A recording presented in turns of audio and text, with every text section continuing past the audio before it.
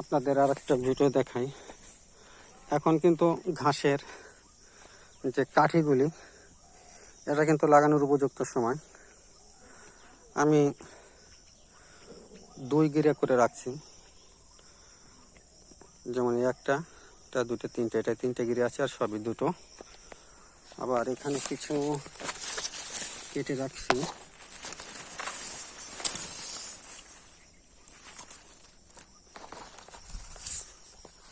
এই যে কিছু কেটে রাখছি, এখন এগুলো আমি লাগাইতে যাব।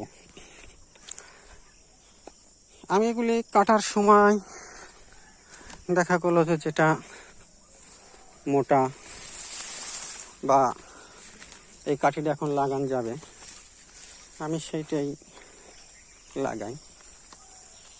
কারণ একবারে অত কাঠি সংগ্রহ করা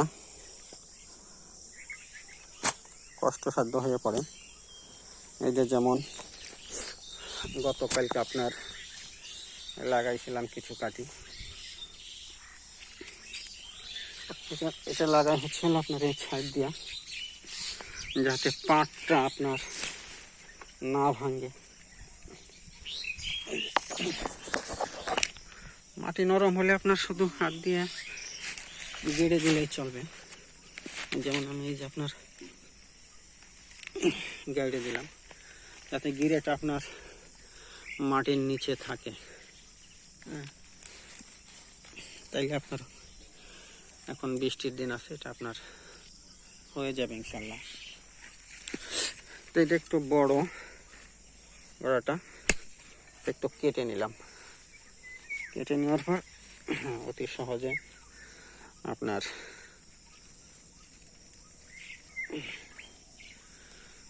দেখা যাবে এটা আপনার 8-10 দিনের ভিতরই আপনার নতুন শিকড় ছেড়ে দেবে।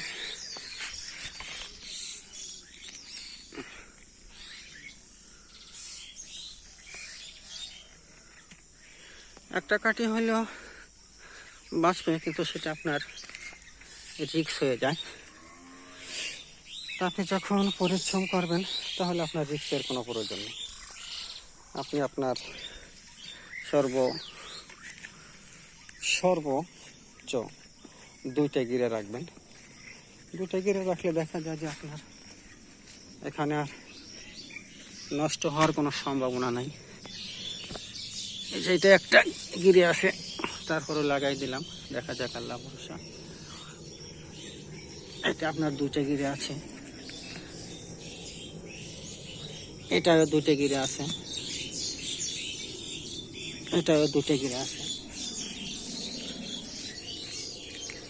এটা 3টে গিরে পড়ছে, দিলাম লাগাইয়া।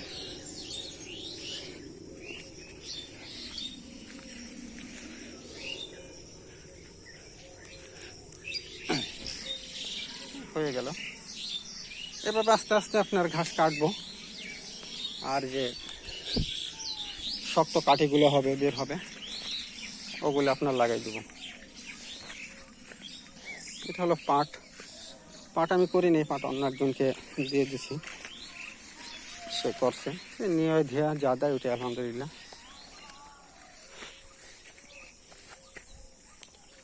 তার কারণ গরু পাললে আপনার বাইরের ওই সময়টা আপনার দেওয়া সম্ভব হয় না।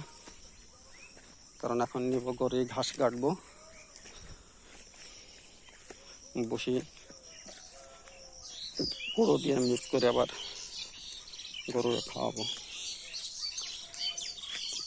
তো এইটুকু আমি কাটলাম না, এই কটা রেখে দিলাম, কারণ এখানে আপনার ভোলার বাসাটা আছে। তো সবাইকে ধন্যবাদ। আসসালামু আলাইকুম। পর্যাপ্ত পরিমাণ গরম পড়ছে।